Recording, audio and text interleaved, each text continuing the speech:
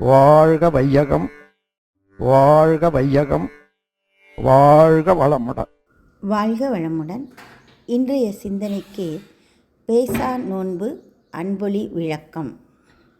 பேசா நோன்பு குறித்து நம் அருட்தந்தை அவர்கள் அன்பொலியில் எழுதியுள்ளதை இன்று சற்று விளக்கமாக பார்ப்போம். பேசா நோன்பு என்பது தனி மனிதருக்கும் உலகுக்கும் அமைதி அளிக்கும். மெய்விளக்க தவமேற்ற அன்பர்கள் ஆண்டிற்கு ஒரு தடவையாகிலும் இந்த நோன்பை ஏற்பதால் பெருநலம் காணலாம். சூரியன் புறப்படும் காலம் தொடங்கி மறுநாள் சூரியன் புறப்படும் காலம் வரை உள்ள காலத்தை ஒரு நாள் என்று கொள்ளலாம். குடும்பத்தவர்க்கு இந்நோன்பு 3 நாட்கள் ஏற்றினால் போதுமானது. அவரவர் வசதிக்கு ஏற்ப மாதம் ஒரு நாளோ ஆண்டிற்கு ஒரு நாளோ அல்லது அதற்கு மேலாகவோ நோன்பை மேற்கொள்ளலாம். நோன்பு காலத்தில் பேசுவது கூடாது. செய்தித்தாள் படிப்பது, மற்ற உலக விஷயங்கள் போன்றவற்றை ஒதுக்கி ஒரு நாளைக்கு 6 வேளை துரியம் அல்லது துரியாதீத தவம் ஏற்றி தன் வாழ்த்துடன் இதர வாழ்த்துக்களை கூறி முடித்ததும் விரிந்த உலக சமுதாயத்தை நினைவு கொள்ள வேண்டும். சமுதாய வளம் பெருக்கும் எண்ணங்களையும் ஆதி என்னும் பரம்பொருள், ஓர் உலக ஆட்சி, உலகமெல்லாம் பருவமழை ஆகிய 3 கவிகளை மனதிற்குள்ளாகவே கூறிக்கொள்ள வேண்டும். தவம் முடிந்து 2.5 மணி நேர இடைவெளியில் தற்சோதனையில் ஈடுபட வேண்டும். உணவு எளிதாகவும் சிறிது குறைவாகவும் இருத்தல் நலம். நோன்பு முடித்த பின் சிறிது பலரசம் அல்லது பாயசம் உண்டு ஒரு தடவை வழக்கம்போல் தவமியற்றி முடித்து கொள்ளலாம். நோன்பில் கலந்து கொள்ள இயலாதவர்கள் இந்த நோன்பு எங்கே நடந்தாலும் அந்நாளில் காலை மாலை தவம் ஏற்றி சங்கல்ப வாழ்த்துக்களை மனதில் கூறி கடமையை ஆற்றலாம். இந்நோன்பு உலகம் முழுவதும் ஒரு காலத்தில் பரவி தனி மனிதனையும் சமுதாயத்தையும் தூய்மை செய்து அருள் துறையில் ஒன்று கூட்டி வைக்கும் ஆக.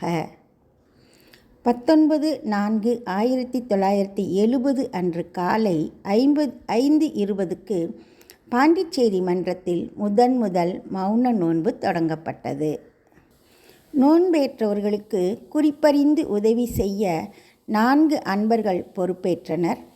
நோன்பேற்பவர்களை எளிதில் பிரித்து காண்பதற்காக மஞ்சள் நூலினால் அடையாள காப்பு கட்டப்பட்டு தேன் தண்ணீர் சிறிது அருந்தி துவக்கப்பட்டது. காலை 6 மணிக்கு தவம் துவங்கி 20 நிமிடம் செய்து தத்துவ கருத்துக்களையும் உலகநல கருத்துக்களையும் எண்ண அலைகளாக பரப்பி கடைசியில் உலகநல வாழ்த்துடன் முடிக்கப்பட்டது. வேளைக்கு 30 நிமிடம் வீதம் இவ்வாறு நடைபெற்றது. மகரிஷி அவர்கள் திரைக்கு பின்னால் தனி அறையில் இருந்தார். தவ வேளையில் மட்டும் திரை விலக்கப்பட்டு முடிந்தவுடன் மூடப்படும் வகையினால் இதர நேரங்களில் யாரும் மகரிஷியை பார்க்க முடியாது. பெரிய திரியிட்டு விளக்கெண்ணெயில் ஒரு அகண்டம் 3 நாட்களுக்கு இடைவிடாது எரிந்து கொண்டிருந்தது. நோன்பெற்றவர்களுக்கு காலையில் தேங்காய் கலந்த கஞ்சி, பகல் அரிசி பருப்பு காய் கலந்து பொங்கிய உணவு, மாலை ஒரு சிற்றுண்டி கொடுக்கப்பட்டது. 22/4/70 காலை 6 மணி தவ முடிவில் நோன்பு கலைக்கப்பெற்று மாலை 5 மணிக்கு மேதகு பாண்டி கவர்னர் ஜிடி ஜட்டி அவர்களின் தலைமையில் விழா நடைபெற்றது. மகரிஷியும் கவர்னர் அவர்களும் உரையாற்றினர். 2வது மௌன நோன்பு ஜூன் 70 கடலூரில் நடைபெற்றது. சென்னை குரோம்பேட்டை புது காலனியில் 1970 ஜூலை 16, 17, 18 நடத்தப்பெற்றது. பேசா நோன்பு குறித்த இந்த அரிய தகவல் விளக்கங்கள் அருள்நிதி மூத்த பேராசிரியர் இரா மாரியம்மாள் அவர்கள் எழுதிய மகான் வேதாத்திரி மகரிஷி அவர்களின் வாழ்வியல் அனுபவங்களில் சில என்ற புத்தகத்திலிருந்து பெறப்பட்டவை ஆகும். பேசா நோன்பு இயற்கைக்கும் உயிர்க்கும் உள்ள பிணைப்பை நன்கு உணர்ந்திட ஓர் நல் வாய்ப்பு ஆகும். பேசா நோன்பென்பது வாய்மூடல் அல்ல, பெரிய மறைபொருள் மனதை அறியும் ஆய்வே. நன்றி. வாழ்க வளமுடன். வாழ்க வளமுடன். ஸ்கை வேதாத்திரியம் அமுதம் சேனலுக்கு இதுவரைக்கும் சப்ஸ்கிரைப் பண்ணின அனைத்து அன்பர்களுக்கும் மிக்க நன்றி. வாழ்க வளமுடன். அனைவரும் வேதாத்திரிய தத்துவங்களை உலகறிய செய்வோம்.